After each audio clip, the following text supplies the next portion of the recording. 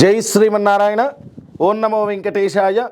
ప్రముఖ వైష్ణవ పుణ్యక్షేత్రమైనటువంటి స్వర్ణగిరి శ్రీ వెంకటేశ్వర స్వామివారి యొక్క దివ్య క్షేత్రంలో కేతుగ్రహస్థ సంపూర్ణ చంద్రగ్రహణంని పురస్కరించుకొని మార్చి 3వ తారీఖు నాడు ఆలయంలో స్వామివారి దర్శనాలన్నిటినీ కూడా భక్తులందరికీ నిలిపివేయడం జరుగుతుంది.